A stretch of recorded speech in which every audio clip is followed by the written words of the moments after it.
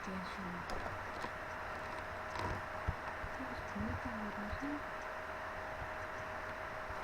lebih baik.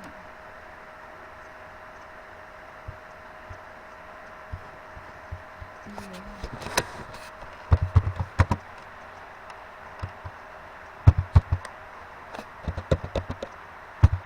maksudku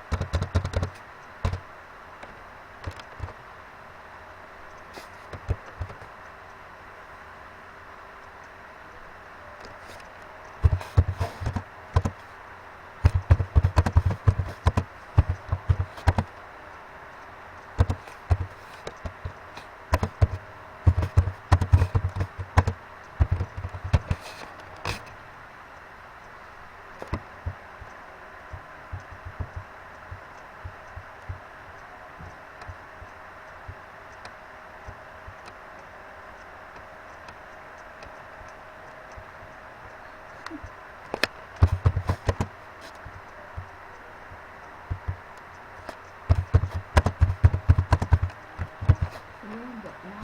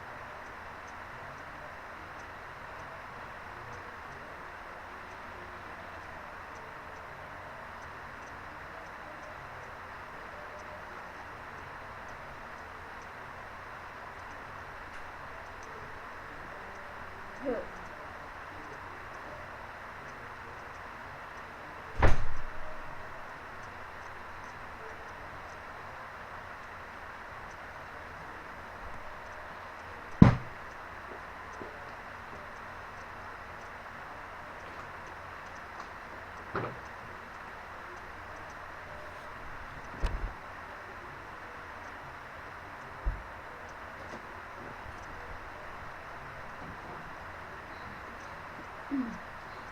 selamat malam semuanya.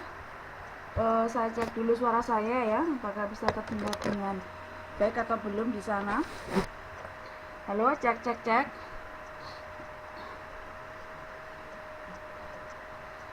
Oke, baiklah ya, sudah terdengar. Saya awal dulu. Selamat malam semuanya. Sebelumnya, assalamualaikum warahmatullahi wabarakatuh. Terima kasih atas waktunya malam hari ini ya. Telah meluangkan waktu untuk mengikuti kelas saya. Saya sapa dulu, selamat malam Mbak Maya, Mbak Bintang dari kelas 12 semester pertama atau 12B. Kemudian saya perkenalkan Mbak Mai dan Mas Ari dari kelas 12. Mas Ari ini dari kelas 12 B ya Mas Ari ya. Berarti yang kelas 3 12A adalah Mbak Melina. Untuk sementara baru Mbak Melina yang masuk. Nanti sambil kita nunggu teman-teman yang lain. Ya, sama Mbak Maya dan Mbak Bintang ya. Jadi untuk malam hari ini Mbak Mei, karena tadi saya salah upload, salah kamar ya. Seharusnya itu tadi saya nge-share-nya di linknya kelasnya Mbak Mai, tetapi karena tadi saya agak bingung, di grup di Facebook saya tuh ada 3 grup. Ada grup baru itu kelas 12, tertulis kelas 12 semester 6. Kalau saya pikir itu hampir sama dengan kelasnya Mbak Mai, tadi hampir saya upload di situ, tetapi saya urungkan, kemudian saya nguploadnya ternyata malah di kelasnya Mbak Maya. Nah, jadi untuk malam hari, dan kebetulan Mbak Mayanya itu dan Mas ya. Ini bukan Mbak, ini Mas kayaknya ya Mas ya. Dan kebetulan kelasnya Mbak Maya yang harus diisi Mas Dery kosong karena beliaunya ada kepentingan. Jadi untuk malam hari ini kelasnya kita gabungan. Iya, Mas. Karena begini, dulu Mbak Maya masih ingat teman kita waktu saya dulu jadi tutor tugas mandiri itu, kalau tidak salah kan ada yang namanya Ari Wijaya ya Mbak, kalau nggak salah ya Mbak Maya, cewek ya. Jadi mungkin agak apa ya, agak hampir sama lah dengan itu. Jadi mungkin ya Mbak Ari Wijayanti. Saya kurang tahu sekarang apakah masih ikut melanjutkan sekolah atau enggak. Nah, kalau untuk Mas Ari ini kan kayaknya baru ya, baru semester, ya mulai dari semester kemarin, semester 1 ya baru masuk. Ya, tapi sekarang cowok Mbak Maya. Kalau dulu Mbak Ari Wijayanti cewek, kalau sekarang Mas Ari. Oh iya. Nggak ada kabar. Dulu sempat ya Mbak Maya waktu tugas mandiri ya. Oke, baiklah, untuk malam hari ini Mbak Mei, kita akan melanjutkan pertemuan kemarin. Tadi saya belum edit ya, harusnya malam hari ini adalah pertemuan selanjutnya ya, pertemuan kedua di semester genap ini atau di semester 6. Nah, kita langsung saja.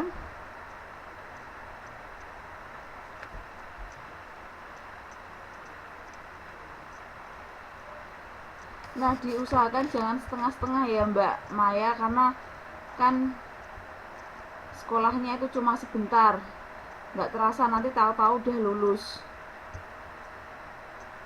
Nah, baiklah, sekarang yang akan saya ulas adalah masih sama peta konsepnya dengan minggu lalu, yaitu rancangan penelitiannya di sini terdiri dari pengertian penelitian.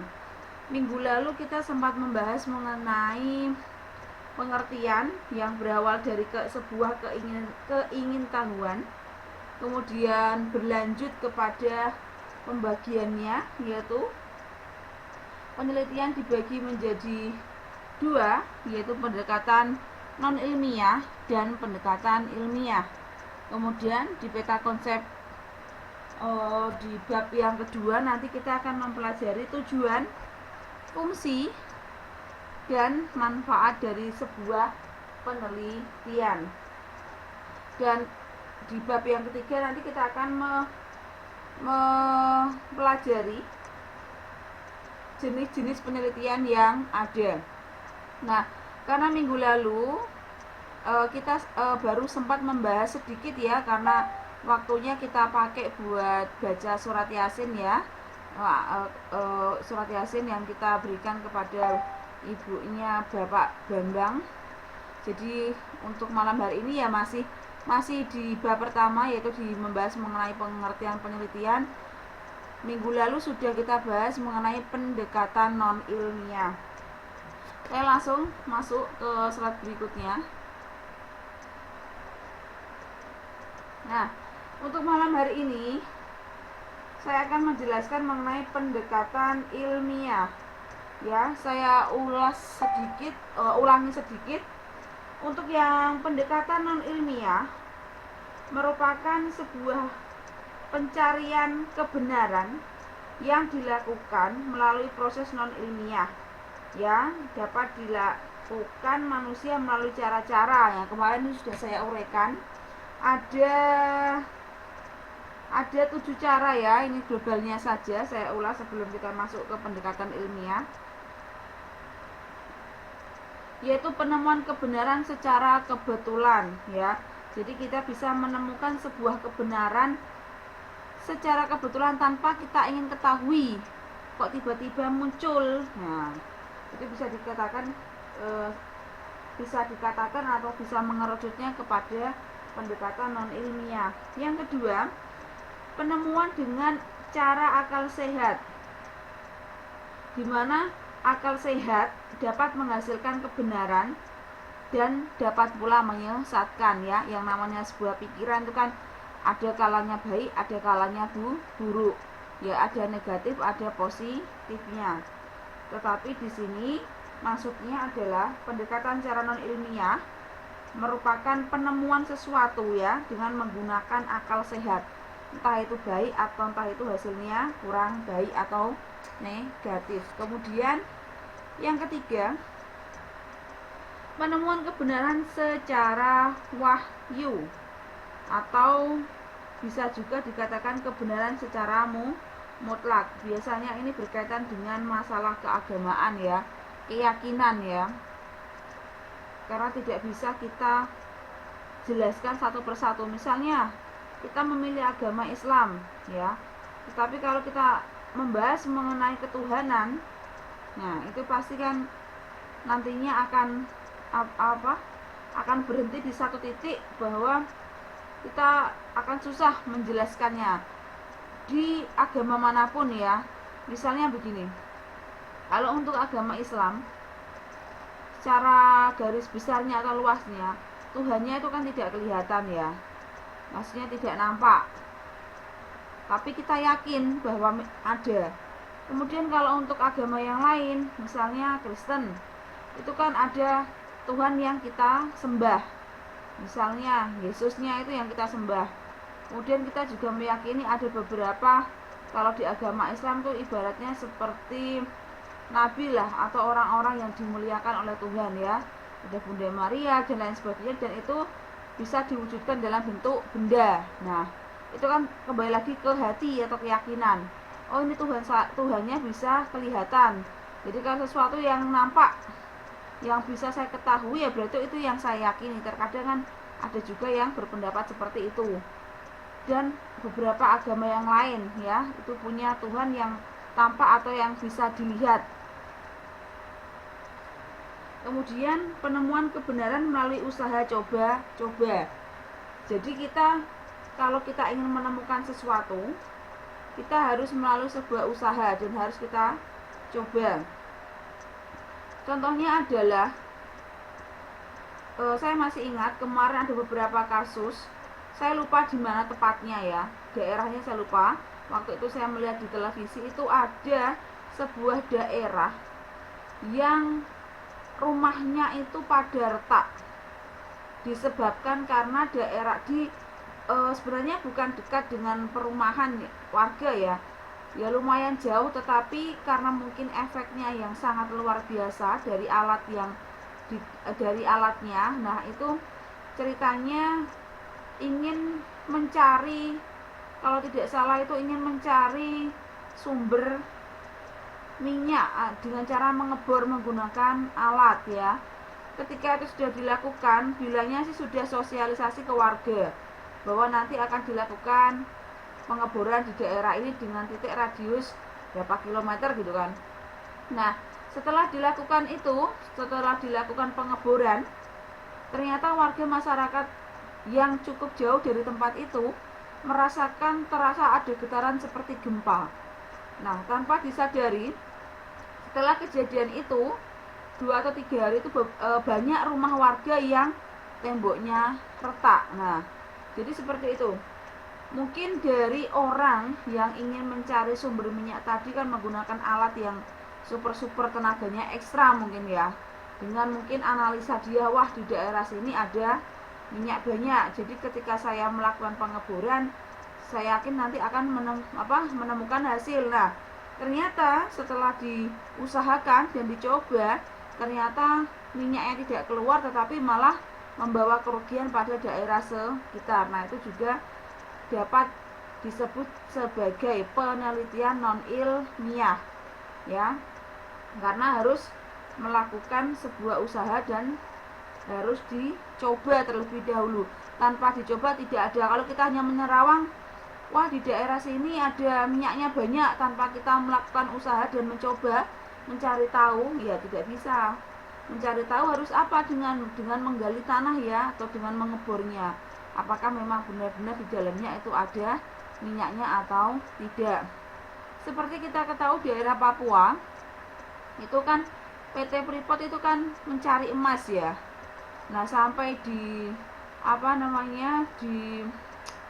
digaruk sampai lubangnya sedalam itu kan juga dia mencari-cari apakah di dalamnya masih ada, dan itu dilakukan dari dulu sampai sekarang. Oh iya, Mbak Kristina, oke. Wah, Mbak Kristina, ini Neneng Kristina kan? Selamat ya Mbak, saya tadi lihat info di grup, ternyata ada beberapa anak dari kelas ini yang mendapatkan penghargaan ya. Selamat ya Mbak Kris. Oke, saya lanjutkan. Penemuan secara kebenaran yang dilakukan dengan cara spekulasi atau menerka-nerka, memperkirakan ya, apakah ini benar atau apakah ini salah. Jadi menggunakan spekulasi atau meraba-raba. Kemudian penemuan kebenaran karena wibawa atau kekuasaan. Nah, ini ada unsur pemerintahan ya, karena ada kalimat berkuasa atau memiliki sebuah kekuasaan. Baiklah, sekarang yang kita bahas adalah pendekatan ilmiah. Nah, apa itu pendekatan ilmiah? Di sini pendekatan ilmiah itu dibagi menjadi 2. Ada berpikir secara rasional dan sistematis, kemudian yang kedua berpikir secara empiris. Kita next dulu.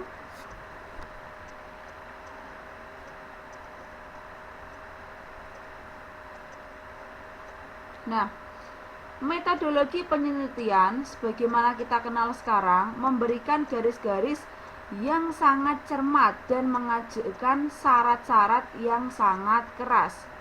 Maksudnya adalah untuk menjaga agar pengetahuan yang dicapai dari suatu penelitian dapat mempunyai harga ilmiah yang setinggi-tingginya. Proses untuk mencapai taraf seperti sekarang ini telah memakan waktu yang sangat panjang dan melewati beberapa tingkatan.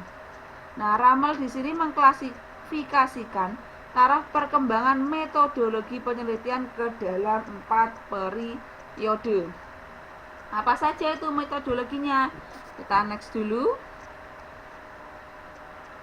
Ya, yang pertama di sini ada periode trial dan error, kemudian periode authority dan tradition, kemudian periode speculation and argumentasi, dan yang terakhir adalah periode hipotesis dan eksperimen ya, atau eksperimen.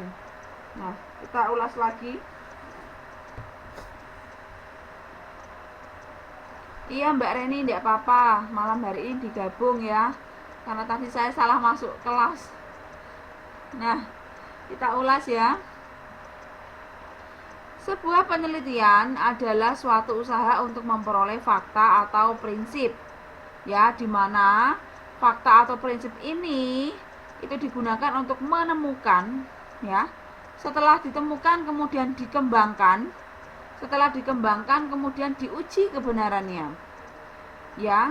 Jadi kalau kita ingat dulu pembahasan di semester 1 ya, itu ada invention, ada inovasi, ada invention, discovery, dan lain sebagainya. Itu kan salah satunya adalah menemukan.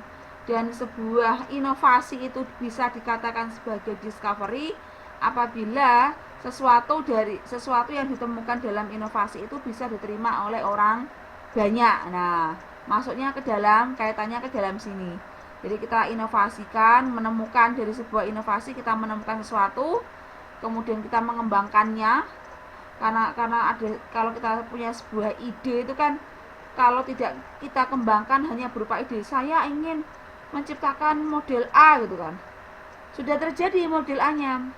Tetapi kalau kita tidak mengembangkan, kemudian kita tidak menguji, maka itu akan menjadi hal yang cukup percuma ya. Kenapa saya katakan cukup percuma ya? Karena tidak bisa diterima oleh orang banyak. Jadi yang puas hanya diri kita sendiri. Wah, saya bisa menciptakan ini gitu kan, tanpa kita menguji dulu atau tanpa kita mengembangkan dulu. Nah, dengan apa cara menemukan, mengembangkan, dan mengujinya? Dengan cara menggunakan analisis data atau informasi yang dilaksanakan dengan teliti, jelas, sistematik, dan dapat dipertanggungjawabkan. Jadi, kalau non ilmiah tadi kan bisa dikatakan tidak dapat dipertanggungjawabkan ya, karena dari ketujuh tadi kan pakainya kan ada yang menerka-nerka, ada yang melalui kekuasaan, ada yang wahyu gitu kan. Jadi kalau untuk yang metode ilmiah itu bisa dipertanggungjawabkan, karena efeknya ini adalah digeneralisasikan ke orang banyak atau dimanfaatkan oleh orang banyak. Ya Mbak Wiwin, selamat malam ya, selamat bergabung.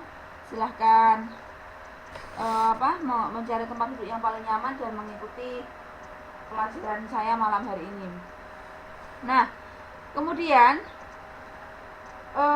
berdasarkan tadi uraian yang di atas, maka penelitian ini mempunyai ciri-ciri sebagai berikut. Yang pertama yaitu cara berpikir. Nah, untuk menjadi seorang peneliti yang baik itu diperlukan 3 cara berpikir, yaitu di sini ya, ada skeptis, ada analitis, dan kritis. Nah, maksud dari skeptis adalah peneliti selalu menanyakan bukti atau fakta yang dapat mendukung suatu pernyataan. Contohnya seperti ini. Kota-kota besar yang ada di Indonesia sering terjadi kemacetan di pagi hari ketika mereka mau berangkat kerja. Nah, kita tidak akan bisa menerima informasi itu dengan mudah tanpa ada sebuah bukti atau fakta. Nah, dari mana fakta atau buktinya? Nah, kita bisa merekam ya. Sekarang kan banyak CCTV yang ada di jalan. Kita bisa merekam di beberapa kota besar di Indonesia, apakah di jam pagi, yaitu antara jam 7 sampai jam 8 atau setengah 9 itu terjadi kemacetan atau tidak, yang pertama. Yang kedua, kita bisa survei ya, survei ke lapangan. Misalnya kita datang jam 6, misal kita ambil satu sampel di kota Surabaya misalnya, kota besar Surabaya. Di daerah jalan raya kita coba mengamati apakah tingkat kemacetan di antara jam 7 sampai jam setengah 9 itu memang terjadi. Nah, kita bisa mengadakan survei. Kita juga bisa mengobservasi, langsung menanyai kepada orang-orang yang berada di sana ya, dengan catatan tidak mengganggu lalu lintas mereka ya, dengan catatan seperti itu. Nah, itu juga bisa. Kemudian itu cara berpikir secara skeptis ya. Kemudian yang kedua, berpikir secara analitis. Analitis ini apa? Bahwa seorang peneliti itu harus selalu menganalisa setiap pernyataan atau persoalan yang diteliti. Nah, contohnya tadi kan yang kita bahas adalah masalah kemacetan ya. Kita harus bisa berpikir secara analitis, harus menganalisa apakah pernyataan tadi yang saya sampaikan bahwa di kota besar tadi sering terjadi kemacetan, maka kita harus menganalitis atau menganalisa dengan cara apa? Ya tadi kita terjun ke lapangan, kita mengecek secara langsung, kita juga bisa menyebarkan angket. Angket itu apa? Angket itu adalah sebuah lembaran yang berisi pertanyaan yang menanyakan segala sesuatu berkaitan dengan topik yang kita ingin ketahui. Kalau tadi temanya kan kemacetan ya, misalnya isi dari sebuah angket itu seperti ini. Apakah jadi tema tadi ya, tema kemacetan tadi ya, apakah Anda sering terlambat masuk kantor misalnya.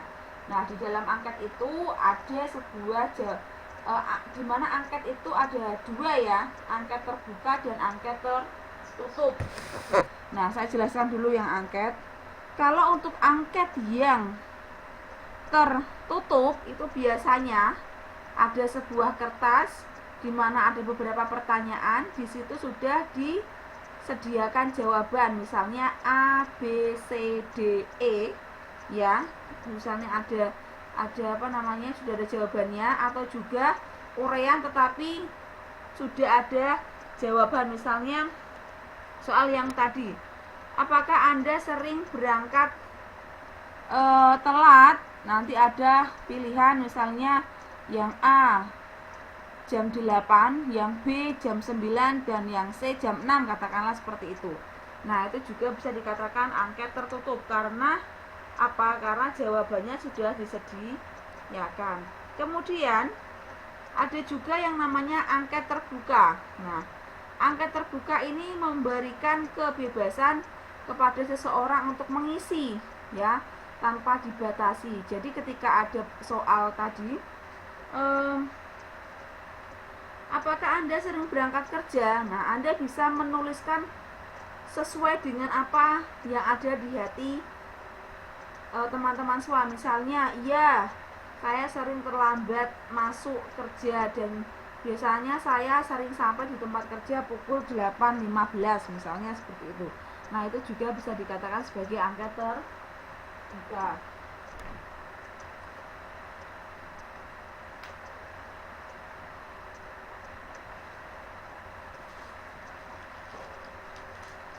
Selanjutnya tadi secara berpikir analitis ya.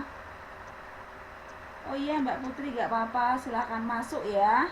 Silahkan mencari tempat duduk yang nyaman dan mengikuti pelajaran dari saya. Nah, selanjutnya adalah cara berpikir yaitu kritis, di mana seorang peneliti itu orang yang ingin mengetahui hasil dari sebuah persoalan ya, harus mendasarkan prinsip dan pendapatnya pada logika. Ya, harus mendasarkan pikiran dan pendapatnya berdasarkan data. Pendapatnya pada logika serta menimbang berbagai hal secara objektif berdasarkan data dan analisis akal sehat. Ya, dan analisis akal sehat. Jadi selain berpikir analitis selalu ingin menganalisa, itu juga harus kritis. Kritis itu apa? Dari sebuah persoalan muncul berbagai pertanyaan. Oh, ini apakah? Oh, kalau terjadi kemacetan itu dikarenakan apa ya? Nah, itu muncul mengkritisi. Atau istilahnya itu apa ya? Kritis. Intinya itu ketika ada sebuah masalah itu kita tidak hanya terpaku pada satu persoalan, tetapi kita bisa menentukan beberapa penyebab terjadinya sebuah kemacetan. Contohnya tadi kan kemacetan ya. Misalnya kok bisa macet kenapa? Oh, karena mungkin di jam-jam itu banyak sekali di daerah, misalnya di daerah Kota Surabaya tadi yang saya contohkan itu rame, atau memang kebetulan daerah yang dituju itu memang daerah perkantoran. Nah, misalnya seperti itu. Ya. Jadi kita harus seyogyanya dalam hal apapun kita harus kritis, atau kita harus mengetahui, oh ini dari mana kok bisa seperti ini ya, ini kenapa. Nah, itu harus kita ketahui. Kita next.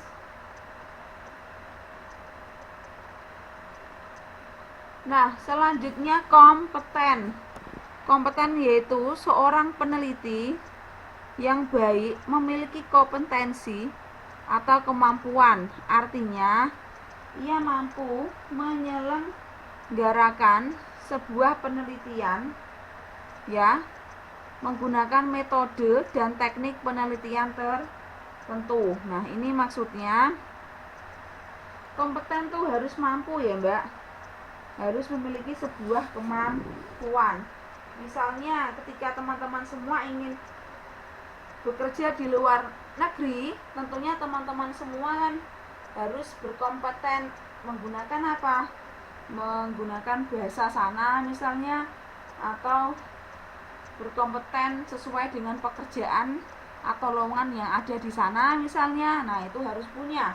Nah, seorang peneliti juga harus punya. Tidak bisa ketika kita ingin mengetahui sesuatu gitu kan, kita tidak ahli di bidangnya atau kita tidak mau mempelajari ya. Kalau kita tidak bisa, minimal kita mau mencoba dan mempelajari.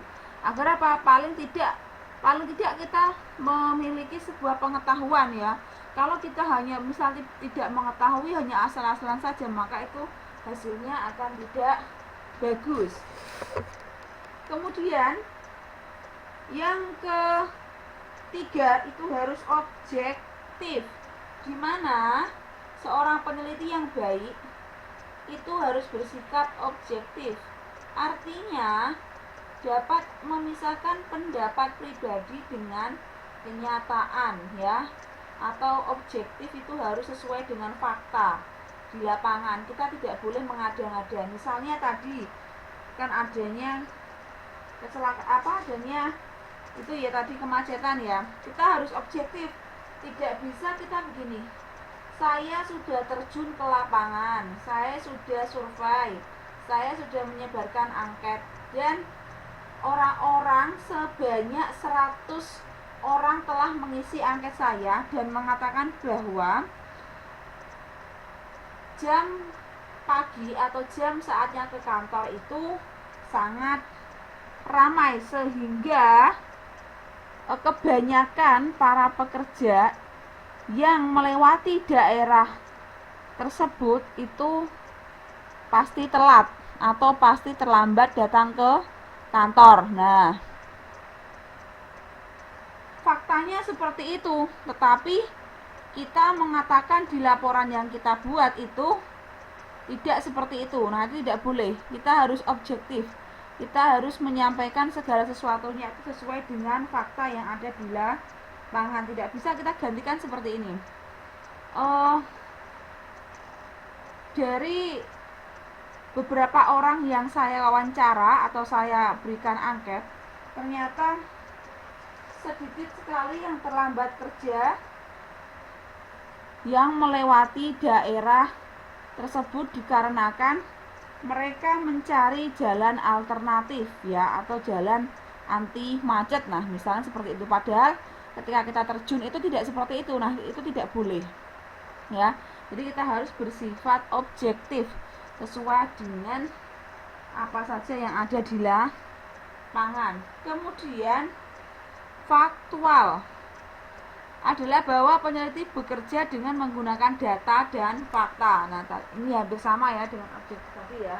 Harus mengatakan segala sesuatunya itu berdasarkan data dan fakta atau keadaan yang ada di depan atau sesuatu yang sudah dilihat tadi atau dicari tadi. Nah, kemudian yang keenam itu harus terbuka. Seorang peneliti itu bersedia memberikan bukti penelitian dan siap menerima pendapat pihak lain tentang hasil penelitiannya. Harus terbuka ya. Kalau kita tidak mau terbuka dalam sebuah penelitian, nanti yang rugi kita sendiri ya. Jangan sampai kita begini, apa yang sudah kita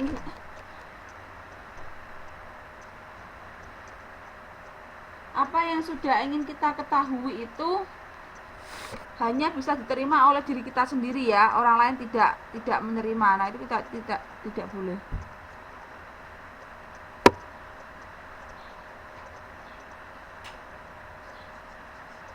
Ya, kita harus terbuka ya. Jadi kita harus mau memberitahu kepada orang banyak tentang hasil penelitian kita.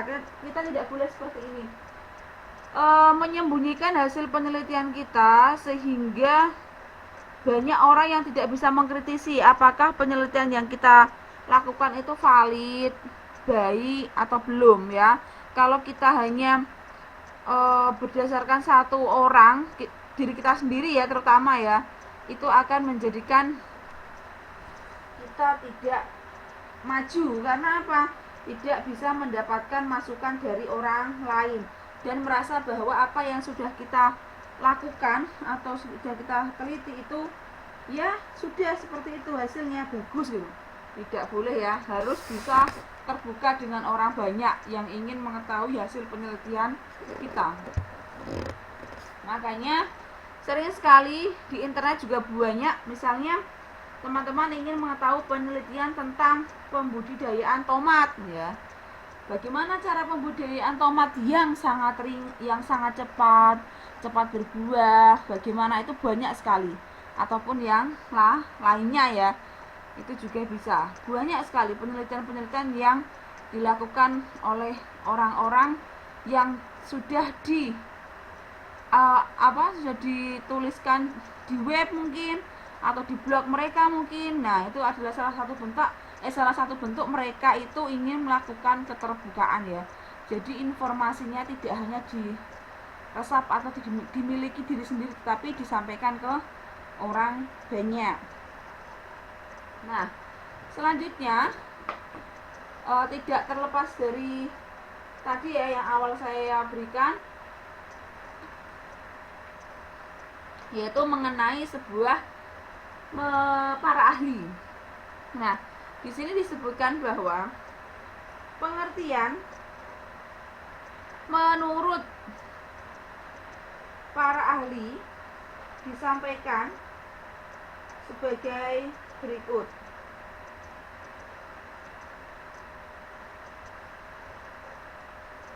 Yang pertama, penelitian adalah suatu kegiatan ilmiah ya. Tadi apa ilmiah? Bisa dipertanggungjawabkan dan didasarkan kepada suatu analisis serta konstruksi yang dilakukan dengan secara sistematis ya, metodologis dan juga konsisten, di mana penelitian ini memiliki tujuan. Apa itu tujuannya? Dapat mengungkapkan kebenaran dari segala sesuatu yang ingin kita ketahui. sebagai salah satu bentuk manifestasi keinginan manusia untuk dapat mengetahui apa yang sedang dihadapinya. Kalau tadi yang saya contohkan adalah kemacetan, bisa juga dikaitkan dengan yang lain.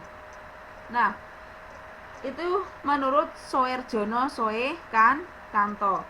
Kemudian yang kedua,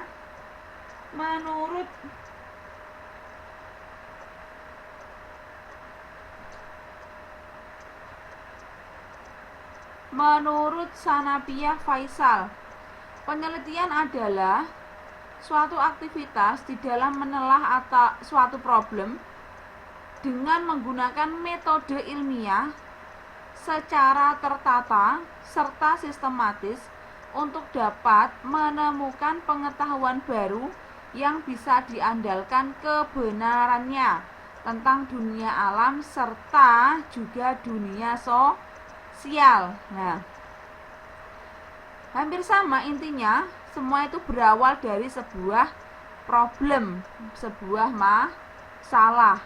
Sebuah masalah tadi kita ingin pecahkan dengan apa? Kita mencari dengan keingintahuan kita, perasaan ingin tahu, kenapa kok bisa terjadi seperti ini. Nah, dengan menggunakan apa? Metode ilmiah. Nah, dari Soeharjono Kanto tadi mengatakan ada kegiatan ilmiah yang dilakukan secara sistematis, metodologis juga konsisten. Nah, menurut Sanapia ini aktivitasnya itu harus menggunakan metode ilmiah atau cara yang dapat dipertanggungjawabkan, bisa tertata dan sistematis untuk menemukan pengetahuan baru. Nah, ini intinya hampir sama ya, cuma kalimatnya yang berbeda. Kita next. Kemudian selanjutnya yaitu menurut Sutrisno Hadi, usaha penelitian adalah usaha di dalam menemukan segala sesuatu untuk dapat mengisi kekosongan atau juga kekurangan yang ada dan menggali lebih mendalam apa yang sudah ada. Setelah itu mengembangkan serta memperluas dan menguji kebenaran dari apa yang sudah ada, namun tetapi kebenarannya itu masih diragukan. Nah, jadi untuk yang Sutrisno Hadi ini sudah ada penelitian yang dilakukan oleh si A misalnya mengenai cara menanam buah pisang supaya cepat tumbuh misalnya. Permasalahannya di situ. Nah, ada yang mengatakan bahwa penanaman pisang, pohon pisang itu akan cepat tumbuh apabila tanah itu digali kurang lebih 40 cm, kemudian diberikan pupuk, baru tanaman pisangnya itu ditanam, kemudian ditumpuki lagi dengan menggunakan tanah misalnya. Itu adalah penelitian yang ditemukan oleh si A. Namun Bapak Sutrisno Hadi ini berpikir, apa mungkin hanya dengan cara seperti itu? Apakah tidak dilakukan penyiraman, kemudian pemberian pupuk secara ulang? Nah, timbul keraguan dari pernyataan si A. Nah, maka dari itu Pak Sutrisno Hadi ini atau peneliti yang kedua ini mencoba melakukan apa teori yang sudah dikemukakan oleh yang pertama tadi. Oh, saya ingin mengetahui hasilnya apakah sesuai atau tidak. Makanya peneliti yang kedua atau yang ragu tadi, dia menanam sebuah pohon pisang dengan cara yang pertama tadi, yaitu dengan cara menggali tanah 40 cm, kemudian memberikan pupuk, kemudian menanam pohon pisangnya, baru dikasih tanah. Nah, dia melakukan seperti itu, diamati tiap hari perkembangannya. Oh, ternyata dia coba dua ya. Dia mencoba dua cara penanaman pisang. Yang pertama tadi seperti teori A atau seperti hasil yang telah dikemukakan oleh peneliti yang pertama. Kemudian pohon pisang yang kedua itu dilakukan sama persis dengan teknik yang pertama, tetapi ditambahi dengan pemupukan ulang ketika tanaman itu sudah menginjak 1 minggu. Nah, nanti dilihat hasilnya. Apakah memang teori A ini sudah cukup membuktikan berapa bulan pohon pisang itu tumbuh, ataukah malah yang dia kreasikan dengan pemberian pupuk secara ulang itu akan lebih cepat, atau malah akan lebih lama karena kebanyakan pupuk misalnya. Nah, nanti akan timbul hasilnya. Nah, apabila sudah diketahui hasilnya, kemudian oh ternyata pendapat A itu benar, tetapi alangkah lebih baik dan lebih cepat ketika ditambahkan pupuk setelah penanaman 1 minggu. Nah, misalnya hasilnya adalah jarak pohon pisang itu bisa berbuah itu lebih cepat 1 bulan misalnya hasilnya. Nah, maka yang tadi peneliti A itu harus mengembangkan serta memperluas informasi ini agar apa? Agar kemanfaatan dari penemuannya itu bisa diterima oleh orang banyak, tidak hanya dia sendiri. Nah, itu pentingnya. Kalau tadi yang pendapat pertama dan kedua kan, pendapat yang pertama dan yang kedua tadi kan belum terlalu mengembangkan ya, tidak berdasarkan dari keraguan. Kalau yang Soetrisno Hadi ini berdasarkan keraguan.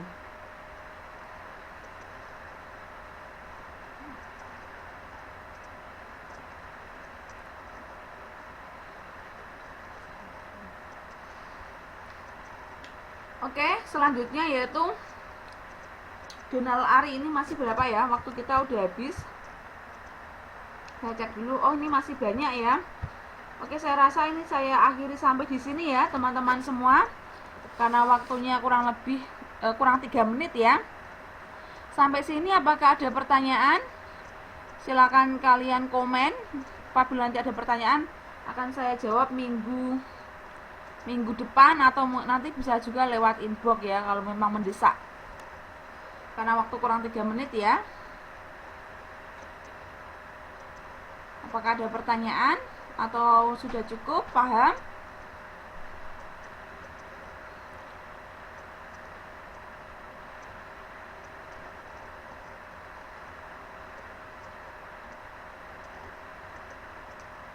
Slide yang sebelumnya ini ya, Mbak.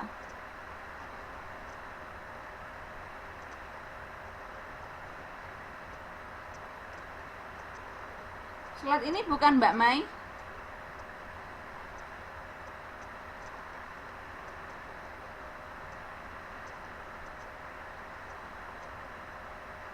Halo Mbak Mai.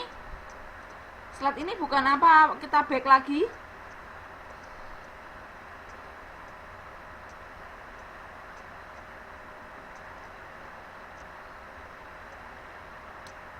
Ya.